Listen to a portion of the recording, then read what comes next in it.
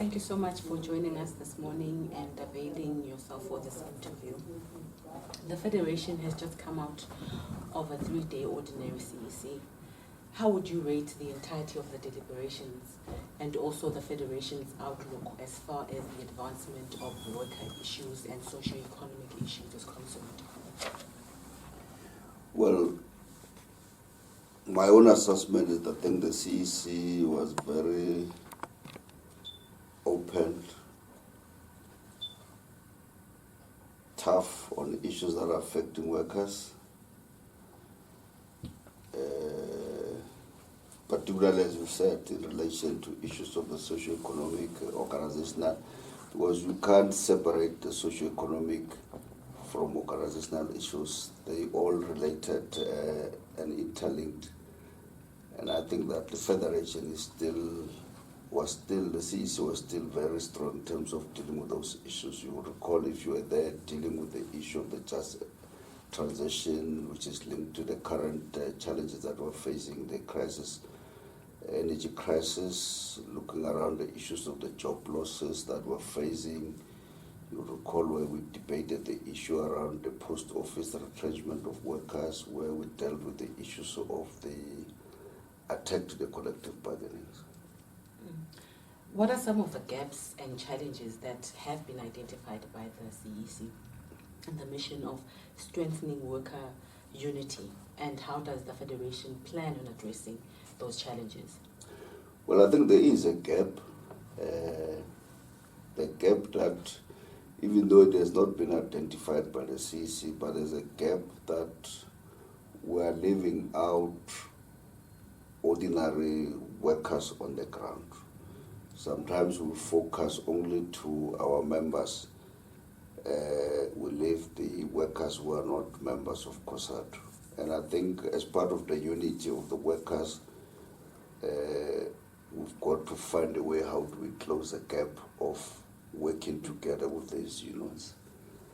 We were from the NATLEC Labour School in January.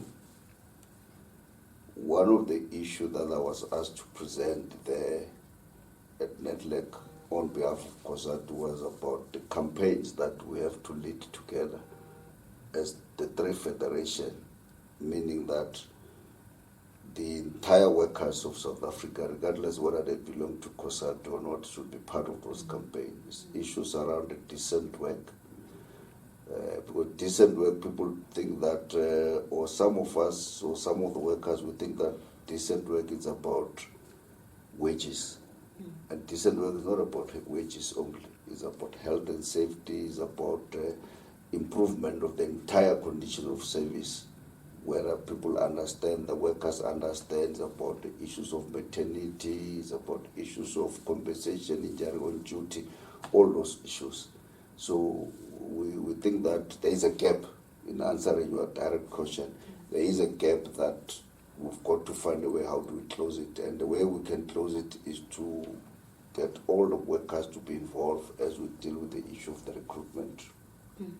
You will know that almost 70 to 77% of workers in the country are unorganized. Whether they're not belonging to Cosatu, they don't belong to Afatu, to Phetoe or NACTU or SAFTU. They're just sitting there without a union. We must ask ourselves a question, why? We share 23%. That's the four federations, which is SAFTU, NACTU, Phetoe, and Cosatu. Even if we're the majority, but that 77% must worry us. And that's where we are taking to intensify our recruitment strategy in the next 2-3 weeks. We are currently dealing with the issue of the concept note. What do we mean by unity of the workers? Once you conclude that, we'll then start to improve our recruitment strategy. Cosatu's core existence is entrenched in the upliftment of the working class. How has the CEC recommitted itself to this cause moving forward? Well, the CEC has recommitted itself from the the 4 pillars that we've adopted by the Congress: strengthening unity of the federation, strengthening of the workers, building a workers' movement, popular front. I can say the CEC has recommitted itself in terms of dealing with the principles of Cosatu. An injury to one is an injury to all. You mentioned defending collective bargaining. What has the Federation noted as things that would say serve as a threat to collective bargaining? Serve as a threat? Maybe recently, what have you noted? Well, what we have noticed now, after the employer under the public service or the public workers, which is government, our own government, decided not to implement the last leg of Resolution 1 of 2018. What we've noticed, it has opened an attack by all employers, which include private sectors, undermining the collective bargaining, deregistering the recognition agreement. Let me give example. NUM or union that are organized under ESCOM, they had the recognition agreement of full-time shop steward, releasing people to workers to be full-time as staff to continue to engage on issues of workers. But immediately afterward, the government led by the African National Congress, they decided to terminate that recognition agreement. It's an attack to the collective bargaining. We can see currently what is happening with macro. What macro is doing now is the attack to the collective bargaining. All the gains that workers have gained since 1994 or after 1994, in terms of the Labor Relations Act, in terms of the collective bargaining, which is enriched in the Constitution, is in the Labor Relations Act, they want to erase it. So it's an attack to the collective bargaining. The cost of living is extremely high. South Africans in general are really suffocated by inflation. But at the same time, employers seem to be detached from the reality that is faced by South Africans, which then leads to wage negotiations where, can I start again? Okay. The cost of living is extremely high at the moment. South Africans are being suffocated by inflation. Yet some employers are detached from this reality, especially when there are wage negotiations, which then lead to strikes. As you mentioned, Macro embarking on a strike, a 10-day long strike. How are some employers not negotiating in good faith? What is your question? How? How are some employers not negotiating in good faith when South Africans are faced by so much? Well, it's true. The employers, some of the employers, if not all, maybe you may have about 60-70% of employers who are negotiating at bad faith, not looking around taking into consideration that the cost of living it's affecting workers more than them. They are not affected by the cost of living. They are not affected by the economic challenges. The economic challenges that we face are affecting only workers, ordinary workers on the ground. And I'll tell you why I'm saying that. Let's take, for example, the energy crisis.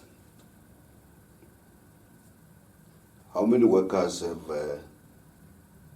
an opportunity or are able to buy a generator?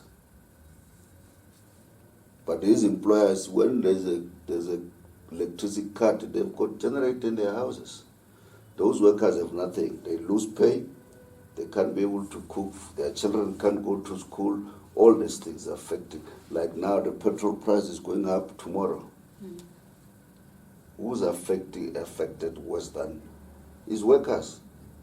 I'm not suggesting these employers are not workers. These employers are employers, they are workers, but that company, that business belongs to them. So I may not have your question clearly, but the cost of living, it's affecting workers like no bosses. Issues of transport, issues of medical aid, it's affecting them in relation to their pension fund and all those things. And employers, they don't care. Last year when we were dealing with the issue of Sibaji, the workers had to go to strike for about 3 months. And we had to intervene. I personally had to intervene between that man called, what is this, the CEO of Sibaji, with the President of the Republic of South Africa and the Minister of DMRE. They went back to the negotiations. He gave workers an increase. After 2 months, he retrenched about 2,600 workers. When he was paid a bonus of 300 million. That 300 million, if you take it and divide it to those workers employed by Sibaji, he will be able to pay them a very decent salary. Not really decent, but he will be able to improve the life of those workers. Recently, the post office CEO, the same workers must cut their salaries with 4 hours. How much did he get the bonus? She got about 4 million bonus per annum, 4 million. So the cost of living is there, and employers are not worried for them. They are worried about profit. They're not worried about the cost of living that is affecting workers. And some workers, especially vulnerable workers, domestic workers, are not able to go to work because they don't have money for petrol, they have no money for transport. Recently, we just came out from the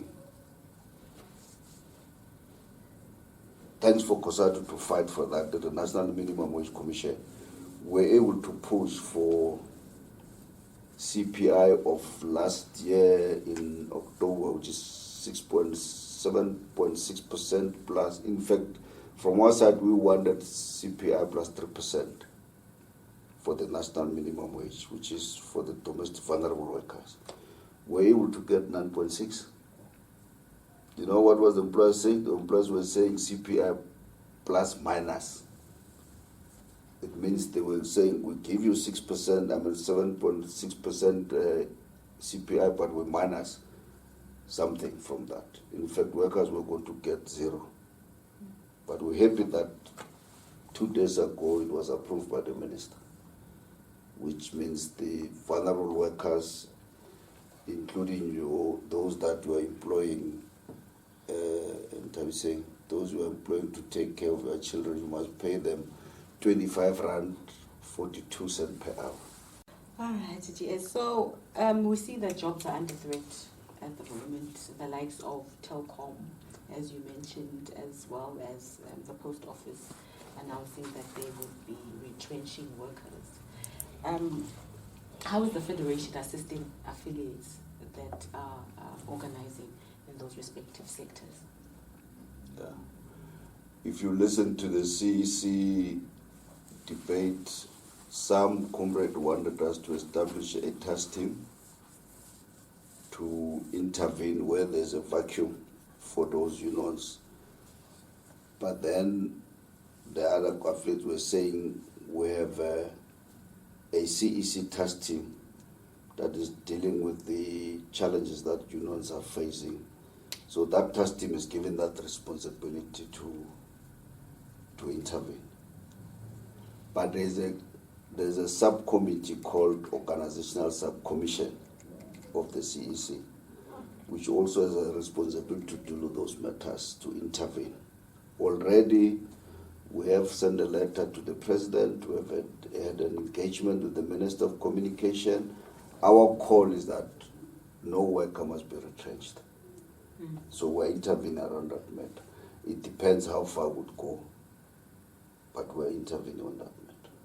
Both Telkom and post office. Corruption continues to be one of the hindrances to progress in both the public and the private sectors. What were the commitments of the CEC in this regard? Well, the commitment of the CEC is that we must continue to protect the whistleblowers, but we must continue to make sure that we expose corruption where it is, even among ourselves as unions. We must stand up and expose corruption. You will recall we have established the Corruption Watch, which is the child of Cosatu, that Corruption Watch. Mm-hmm. Are we using it correctly? The answer is no. We're not using Corruption Watch. Even Corruption Watch themselves, they've changed their attitude against workers, where they were supposed to take up the issues of whistleblowers, help to protect those whistleblowers, including protecting the workers who are exposing corruption in their unions. You know, I was asking Comrade Sizwe about Moss Park. If you read the story today, I think it's Business Day, they have put faces of people who were killed or whistleblowers who were killed for exposing corruption. Others are hiding. Moss was killed after exposing a very big corruption in the municipality. What happened to the family of Moss? Nothing. No protection from our side, no protection from government, no protection from the ANC. And Moss was an ANC councillor. How many workers have been killed by exposed at VPS, in Limpopo, in Mpumalanga? Many workers have been killed and leaders of Cosatu, of some in particular. Today, Mogalakwena municipality, the mayor and the former municipal manager are appearing in Kokoto today for leading the killing of those workers. But what is our government doing? Zero. We do have a protection, the whistleblowers protection bill. It's not helping. It's helping only those who are got money. In the CEC, we discussed the issue about the daybreak farm, including the UIF. There are whistleblowers now from who expose corruption of Daybreak. Daybreak is a poultry chicken. It's around here when you go use the N12 to. And that company was established from our own man, the UIF and the PIC. So that sister who exposed corruption, she has to hide now because people want to kill her. And those who want to kill her are real politicians. Because people who are involved in that corruption is politicians. And some of them, they are ministers.